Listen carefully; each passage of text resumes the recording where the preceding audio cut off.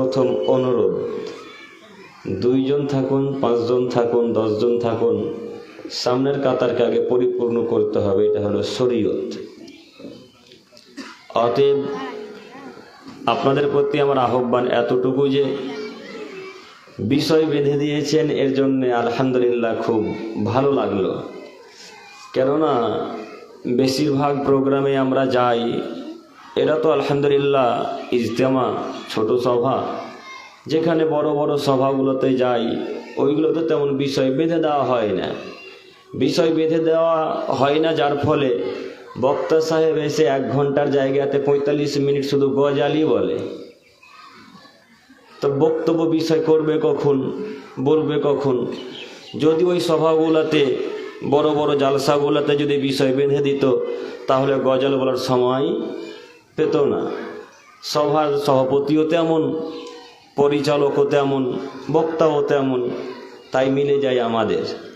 তাই আপনাদের প্রতি আমার আহ্বান এতটুকু যে যতবারই প্রোগ্রাম করবেন এইভাবে বিষয় বেঁধে দেবেন, এটাই হলো খুব সুন্দর নিয়ম। 1, 2, এই মাইকের আওয়াজ যতদূর পর্যন্ত যাচ্ছে, আমি আমার সমস্ত দিনী ভাই ও বোনদের প্রতি আহ্বান জানাচ্ছি যে আপনারা বাড়ির কাজকর্ম ত্যাগ করে দিয়ে, রাস্তাঘাটে দাঁড়িয়ে না থেকে, দোকানে বসে না থেকে, আপনারা আমাদের এই মাইকের আওয়াজকে লক্ষ্য করে এই বাগানে স্টেজের সামনে আসার চেষ্টা করুন। ইনশাল্লাহ আমি আপনার আজকে করোনা কোনো উপকার করবই ইনশাল্লাহ। এই আশা নিয়ে জঙ্গিপুর থেকে আসা।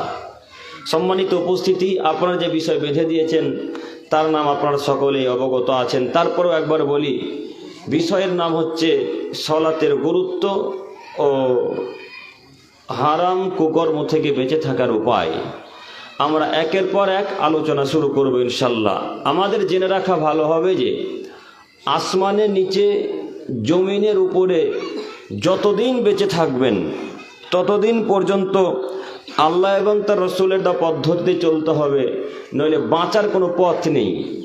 যদি কোনো মানুষ বড় বৈজ্ঞানিক হয়, এরপরেও যদি তারা আল্লাহ এবং তার রসুলের পদ্ধতিকে ত্যাগ করে, যদি তার রসুলের হোক না কেন সে বড় ইঞ্জিনিয়ার, হোক না কেন সে বড় প্রফেসর, হোক না কেন সে বড় বৈজ্ঞানিক বা ডাক্তার, যেই হোক না কেন, এর কিয়ামতের মাঠে বাঁচার কোনো পথ নেই। অতএব এই কথা আমাদের ব্রেনে রেখে দিতে হবে কিয়ামত পর্যন্ত, যতদিন বেঁচে থাকবো, যে যতদিন আল্লাহ হায়াত দিয়েছেন ততদিন পর্যন্ত কার দেওয়া পদ্ধতিতে চলবো? মুহাম্মদ সাল্লাল্লাহু আলাইহি ওয়াসাল্লামের পদ্ধতিতে চলতে হবে। এটা মনে থাকবে ইনশাল্লাহ। ইনশাল্লাহ।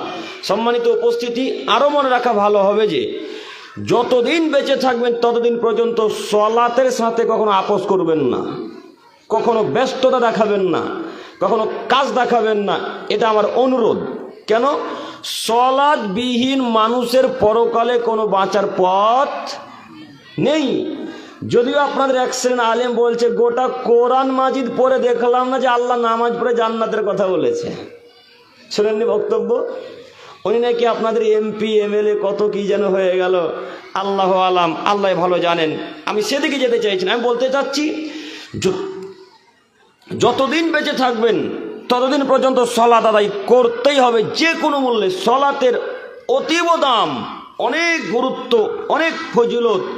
যদি কোনো মানুষ আল্লাহ সুবহানাহু ওয়া তাআলাকে দেখানোর জন্যে অন্তর থেকে 2 রাকাত সলাত আদায় করে, বেশি নয়।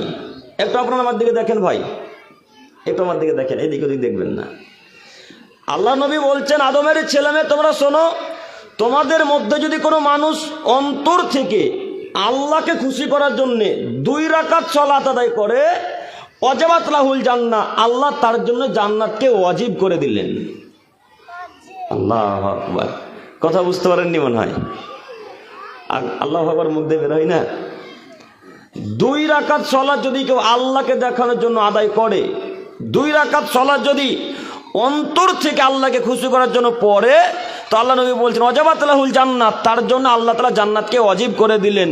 ঢুকেনি কেন? মরেনি তার জন্যে। ওই যে আল্লাহ নবী বলছেন, আদমের ছেলে মেয়ে তোমরা আয়াতুল কুরসি ফরজ সলাতের পর পড়ো, যদি তোমরা পড়ো তো জান্নাতে চলে গেছো। ঢুকনি কেন? মরণই তার জন্যে। যদিও আপনার হুজুর আয়াতুল কুরসিকে উঠিয়ে দিয়ে দোয়া শুরু করে দিলেন, আপনার হুজুরও বোকা, জনগণও বোকা, সভাপতিও বোকা, ক্যাশিয়ারও বোকা, ওই এলাকার যত মানুষ আছে সবাই বোকা। নইলে এত দামি ইবাদতকে, দামি বিধানকে ছেড়ে দিয়ে বেদাতি প্রথা চালু হবে কেন? সম্মানিত দিনী ভাই বোন, আপনারা আমার দিকে এক খেলে চেয়ে থাকুন। আপনাদের আমি দৃষ্টি আকর্ষণ করে বলতে চাচ্ছি, সলাৎ মানুষের সুবিধা অসুবিধা বোঝে না, যে কোনো মূল্যে সলাৎ আদায় করতে হবে। একটু আপনাকে বোঝাতে চাইছি, যে কোনো মূল্যে সলাৎ আদায় করতে হবে। এইখান থেকে সলাৎ আদায় করার, এইখান থেকে ভ্রমণের উদ্দেশ্যে বেরিয়েছেন, কলকাতা যাবেন বা শিয়ালদা যাবেন, যে কোনো প্রান্তে যান না কেন, ওই সময় যদি সলাতের সময় হয়ে যায় তাহলে ওই অবস্থাতেই সলাত আদায় করতে হবে। আব্দুল করিম সাহেব একটু বুঝিয়ে বলেন, আপনার কথা ভালো বুঝতে পারছি না। জি, আপনাকে বোঝানোর জন্য এসেছি। উদাহরণস্বরূপ মনে করেন লালগোলা স্টেশনে চাপলেন, লালগোলা স্টেশনে চাপার পর ভগবানগোলার যাওয়ার সব এই মধ্যবর্তী জায়গাতে জোহরের সলাতের সময় হয়ে গেছে। এই মধ্যবর্তী স্থানে আসর রক্ত হয়ে গেছে। বহরমপুর কোর্ট যাওয়ার পথে মাগরিবের রক্ত হয়ে গেছে। এই মধ্যবর্তী সময়ে ট্রেনের উপরেই সলাত আদায় করতে হবে। সলাত কোনো মানুষের সুবিধা অসুবিধা বোঝে না। আব্দুল করিম সাহেব ট্রেনের উপরে পানির ব্যবস্থা নেই, লোকাল ট্রেনে বাথরুম নেই, লোকাল ট্রেনে পানির ব্যবস্থা নেই। এই জন্য মাঝে মাঝে বলেছি, আমরা গ্রামের মানুষ, আমরা তো টাউনের মানুষ নই। আমাদের এলাকাতে মাটির অভাব নেই। আছে মাটির অভাব? আমাদের এলাকাতে মাটির অভাব নেই। আপনাকে শতদিন পরামর্শ দিয়ে কথা বলেছি যে মাঝে মাঝে ব্যাগে বা পকেটে মাটি রাখার চেষ্টা করিয়েন। যেখানে পানি নেই, পানির কোনো ব্যবস্থা নেই, সেখানে তায়াম্মুম করে সলাত আদায় করব। সলাত আদায় করবো ইনশাল্লাহ, যে কোনো মূল্যে। এটা যে কোনো মূল্যে ওয়াদাবদ্ধ হতে হবে। আব্দুল করিম সাহেব মেনে নিলাম, সলাত আদায় করতে হয়, অজু তায়াম্মুম করে সলাত আদায় করতে হয়। তো ট্রেনের উপরে পেচ্ছাপ করেছিলাম, জানালা দিয়ে বা দরজা দিয়ে পানি নিনি, এখন কি করব? জোহর হয়ে গেছে, আসর হয়ে গেছে, মাগরিবের সময় হয়ে গেছে। এই অবস্থাতে আপনার করণীয়, ওই পেচ্ছাপ লাগা কাপড়টা পরেই, ওই পায়খানা যে কাপড়টাতে লেগে আছে, ওই কাপড়টা পরে সলাত আদায় করতে হবে। সলাত আদায় করতেই হবে, এর বিকল্প কোনো রাস্তাই পৃথিবীতে আল্লাহ তাআলা দেননি। যদিও অন্যান্য ইবাদতের আল্লাহ তাআলা রাস্তা দিয়েছেন। কিভাবে? ওই যে রমজান মাস, আজকে রমজান মাস, আজকে 18 রোজা না, আজকে 18টা সিয়াম হয়ে যাবে আলহামদুলিল্লাহ। তো আপনার আব্বু রমজান মাসের 18টা সিয়াম 18টাই রাখতে পারেনি। আপনার বাবা অতি অসুস্থ মানুষ, খুব ব্যথা গা হাতে, ডাক্তারবাবু বলেছে আপনাকে রোজা রাখতে হবে না। তো বিকল্প রাস্তা কি?